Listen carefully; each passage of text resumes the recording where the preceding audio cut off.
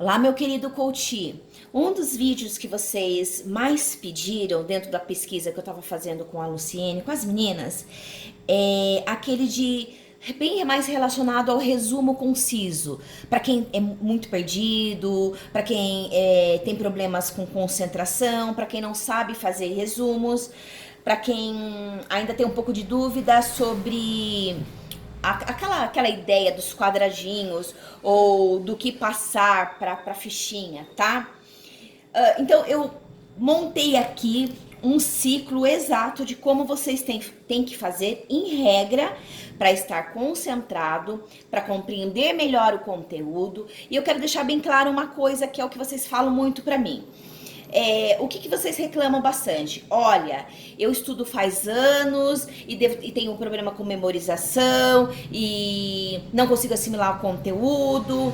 Então eu já quero deixar bem claro para vocês que não está relacionado ao problema de não conseguir memorizar conteúdo, mas sim o método que você vem fazendo para os seus estudos é que realmente é ruim. Pelo fato da gente ficar muito caçando métodos por aí, em canais, e esquecer de adaptar aquilo que a gente precisa e focar apenas naquilo para se transformar em expertise no assunto. Você só vai poder dizer que você tem problema de memorizar caso você já tenha estudado bastante o conteúdo, feito o resumo desse conteúdo, resolvido bastante questões desse conteúdo e conseguido revisar em um prazo curto. Se feito esse ciclo com bastante qualidade, você tem que ser muito maduro e verdadeiro para admitir isso. Mesmo assim, você não assimila, aí sim a gente pode levantar a hipótese de que você pode ter algum déficit de atenção, de que você pode estar com algum déficit vitamínico no cérebro, enfim, N outras dificuldades que a gente pode estar investigando juntos. Mas sem essa regra aqui fundamental, que é o que eu percebo que todos vocês que vêm comigo não fazem, porque às vezes vocês, mas eu faço bastante questões, mas... Só que quando a gente vai verificar, dá um prazo muito grande entre uma revisão e outra. Então, quando a gente acha que não está assimilando o conteúdo, quando é um conteúdo novo, muito difícil, você só vai assimilar depois de um tempo que ele estiver bem estudado, bem treinado, todo o conteúdo bem estudado, bem treinado e bem revisado. É assim que funciona para tudo na vida. Infelizmente, qual é o maior problema comportamental da maior parte dos estudantes está relacionado à ansiedade, ao imediatismo, tá? Para quem tem dificuldade de concentração, essa sequência também vai te ajudar muito. Como vocês sabem, eu tenho déficit de atenção e quando eu preciso ler os meus livros, eu faço da seguinte maneira. Eu não posso escrever com cadernos de linha, para mim não funciona, tá? Não funciona, meus cadernos só podem ser assim, lisos, com estímulos visuais. Eu não tomo medicamento, então eu desenvolvi ferramentas para me ajudar nisso, tá? Como você pode ver, tudo em branco, né? Tudo aqui que eu tenho é em branco. Eu não funciono com as linhas porque pro meu cérebro cria um estímulo de grade, de prisão e acaba me prendendo demais em relação à minha criatividade, tá bom? Então, o que eu sugiro para vocês? Vou pegar um texto bem complicado de psicologia, só para vocês entenderem o quanto essa sequência vai te ajudar pra caramba e na hora de revisar pra caramba também. Eu quero que vocês guardem esse vídeo com muito amor, ele é exclusivo para vocês, tá bom? Então, vamos lá. Qual que eu escolhi? Eu escolhi um texto bem descritivo de um psicólogo que eu admiro, que é B.F. Skinner, é uma abreviação dele, eu nunca sei falar direito o nome dele, é Bruce Frederick Skinner, algo assim, tá bom? Então é um resumo de qual tinha sido as invenções dele, que tipo de professor e qual foi o impacto que ele teve na vida dos psicólogos, por assim dizer, tá? Então, qual foi a primeira coisa que eu fiz? Eu arrumei uma caneta, eu amo azul, eu escolhi uma cor que eu amo, que me cria um bom estímulo, não porque alguém falou que tem que ser amarelo, porque o método de alguém falou que tem que ser não sei o quê, não, cada coisa pra mim tem um sentido. Então, pra mim, o azul ou verde significa que é algo importante ou recorrente, tá? Sempre assim. E escolho, logicamente, as canetas, enfim. Eu prefiro que vocês usem, no caso, as cores de semáforo. Precisa ser necessariamente de semáforo? Se você não quiser, não. Mas precisa saber, nem que seja para colocar um papelzinho aqui, para que serve para cada cor e usar até o final dos seus estudos isso. Não pode virar um arco-íris, porque daí a técnica já vai dar errado, tá bom? Parece que não, né, gente? Parece uma coisa pífia, besta, que invenção de que falta do que... Não, mas não dá pra gente se aprofundar. Não é algo pífio e besta, ilusório, tá bom? Então, o que eu fiz aqui, ó? Você até pode usar aquela ideia da leitura dinâmica, só que se você pular palavras importantes aqui no texto, também não vai dar certo, tá? E seguir essa sequência. Então, eu estou aqui com um caderninho de desenho. Geralmente, eu uso esse pequenininho aqui para limitar o meu espaço, tá? E depois vocês vão entender por que tem esse quadradinho aqui, antes de ir para um caderno conciso. Se eu estivesse estudando para concurso público, eu faria isso. Você até pode usar essa sequência se você desejar, e depois ir para os quadradinhos. Não tem importância, eu quero que vocês usem a criatividade de vocês, até porque o meu trabalho é para desenvolver líderes. Não é desenvolver um monte de gente pau andado. A gente não quer isso no mundo. A gente quer mudar esse conceito cultural que, infelizmente, o nosso país tem bastante. A maior parte das pessoas também tem. Então o que eu fiz? Eu comecei aqui a ler o texto. Deixa eu colocar aqui, mostrar para vocês. Certo? A primeira coisa foi ler. Então eu li e vim colocando o que eu achava importante. Pare de ficar com essa ideia. Para mim tudo é importante. Para com essas coisas. Conectivos não é importante, não vão ser importantes para você, a não ser que você esteja fazendo uma prova de interpretação de texto. Aqui a gente precisa saber quais são as informações do conteúdo, tá bom? Então, a primeira coisa que eu fiz, eu vim colocando, aqui vem falando, Skinner nasceu em 20 de março, papapá, aonde que ele nasceu? Na Pensilvânia, ele foi filho de advogados, de uma dona de casa. Aí depois fala novamente, Skinner teve uma infância acolhedora e estável, que ele deixou bastante tempo para criatividade. A gente vê quanto é importante, né? Porque pelo fato dele ter a infância acolhedora e estável, deixou bastante, ajudou a desenvolver bem a criatividade e a invenção. Até fala assim, ó, 2 características que foram muito úteis durante toda a sua carreira. Tendo se formado, é importante a gente saber onde ele se formou. Ele se formou aonde? No colégio do Hamilton, no Hamilton College, em 1926. Aí depois vem aquele enrolando Lero. Skinner pensou originalmente em se tornar... Em que ele pensou originalmente em se tornar? Em escritor. Onde ele trabalhou antes? Como vendedor. Aonde que ele trabalhou? Numa livraria. Na cidade, qual cidade que era essa livraria? Em Nova York. O que ele descobriu? As obras de John B. Watson e Ivan Pavlov. Por que é importante a gente marcar? Porque fascinaram ele ao ponto de colocar de lado os planos que ele queria ser o que? Romancista. Lembra lá na frente que ele queria ser escritor? Então, escritor de romance. E a seguir o quê? A carreira de psicologia. Olha a importância disso daqui. Aí fala aqui da idade e tal, que ele se matriculou. Onde que ele se matriculou? No departamento de psicologia. Por que eu grifei aqui? Porque foi no departamento de psicologia na Universidade de Harvard, que é aqui que vangloriaram os estudos dele. E começou os seus estudos sob a orientação de quem? Quem que era o mentor dele? William Crozier. Quem que era o William Crozier? Diretor de onde? Do departamento de filosofia. Embora não fosse psicólogo, eles deixam bem claro aqui, ó, embora não fosse psicólogo. Por quê? Porque o Skinner, ele foi estudar o quê? Psicologia. Por que ele gostou do Crozier? Crozier interessava-se pelo estudo do comportamento dos animais como um todo, não se relacionado à forma fisiológica do animal, mas que era uma abordagem bem diferente, adotada por psicólogos e fisiológicos. Quem que era psicólogo? Você já até se matou aí, tenho certeza. Skinner. Quem que era o fisiólogo? Era o Crozier, que me lembra Crocker. O Skinner lembra o quê? Ski. E o Crozier lembra o quê? Um croque. Não tem como não fazer essas menções. É legal você trazer essa alegria para os seus estudos também, tá? Em vez de tentar entender, porque eu achei muito importante aqui esse conectivo. Não é nem conectivo, acredito que a gente chamaria isso de uma... Como que chama? De conjunção. Gente, ignore se eu não falar certo alguma coisa em gramática aqui, que esse não é intuito, tá bom? Pode dar risada de mim. Todos os processos que ocorriam dentro do animal. Crozier, então, ou seja... Vamos relembrar? Se você perceber que você perdeu o contexto aqui, você dá uma voltada bem rapidinho. Em vez de tentar entender todos os processos que ocorriam dentro do animal, que foi o que eu falei antes, Crozier e depois Skinner, porque quem começou com isso, quem que conheceu Crozier? O Skinner. Então, Crozier já fazia isso. Interessava-se pelo comportamento em geral. né? Comportamento geral.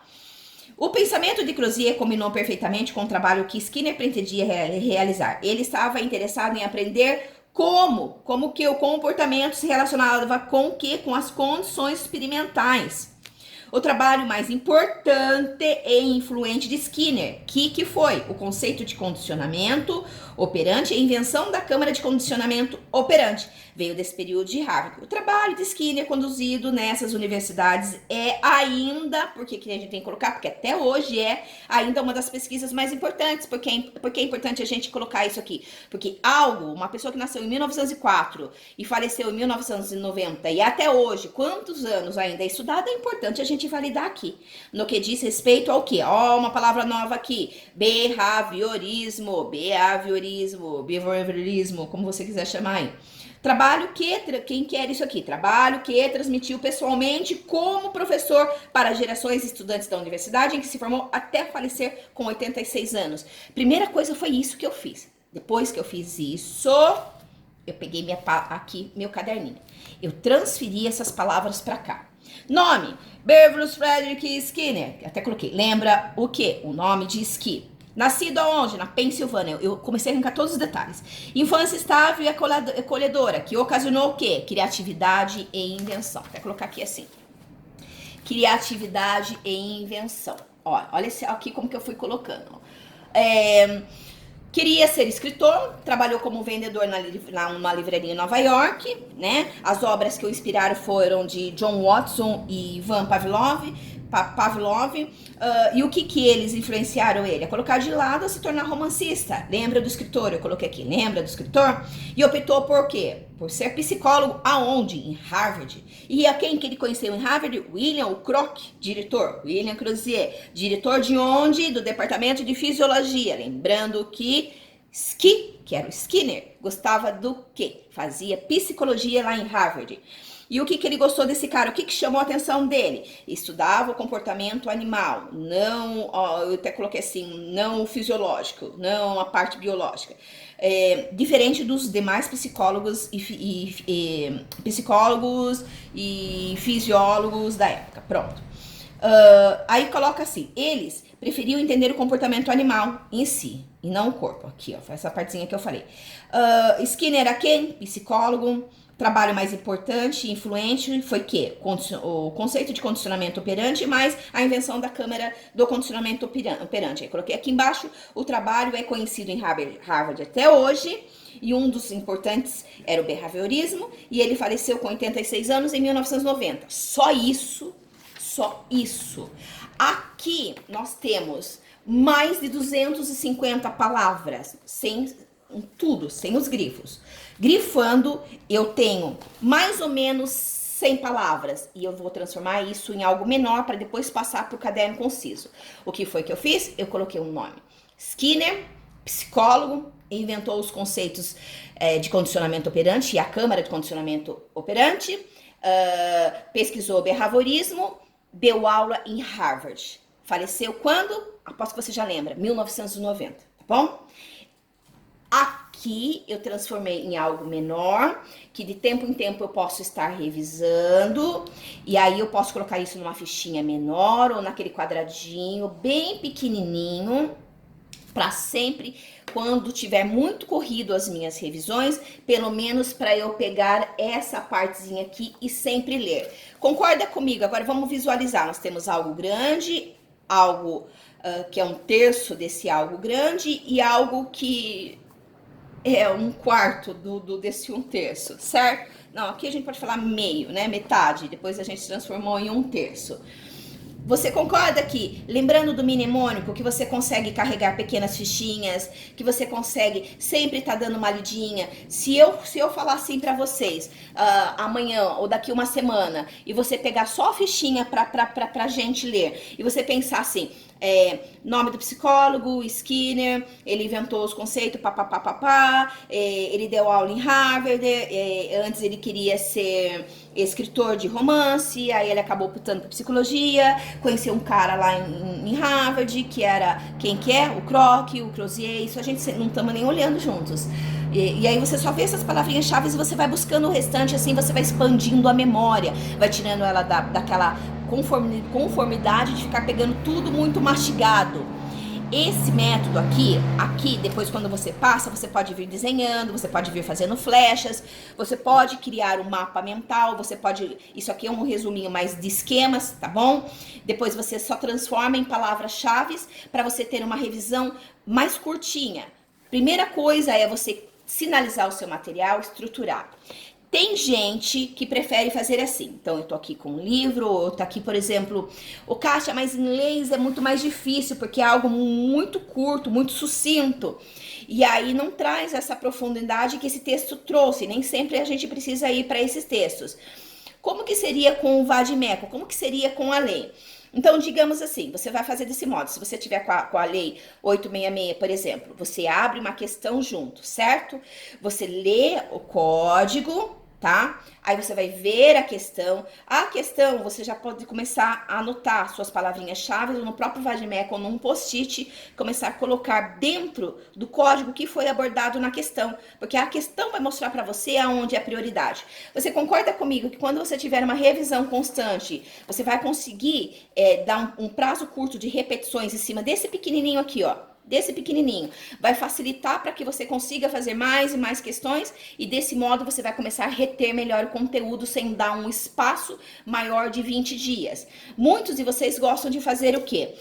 Desse modo que eu fiz, e no dia seguinte você até pode pegar com aquela ideia de 24 horas, ou até 2 ou 3 dias depois, você sempre pega esses quadradinhos aqui do teu material, vá folheando e dando uma lidinha para ir ficando no teu sério, pegando uma ou duas questões para fazer junto. Só que vocês precisam aprender a ler palavras-chave, a ler essas palavras-chave, porque quando vem essas pegadinhas, por mais que o texto seja imenso, se você conseguir identificar qual era o nome, qual era o ano, qual era o conceito que a pessoa inventou, ou digamos de licitações, de dispensa, o que era dispensa? O lixeiro, o que é de dispensa? E aí você vê uma historinha hipotética sobre fulano de tal contratou uma empresa de recolhimento de lixo, e aí vem toda aquela história, e você tá tão treinado visualmente e mentalmente que você vai identificar ali e você vai pensar o quê? Bom, só pode ser um processo de dispensa.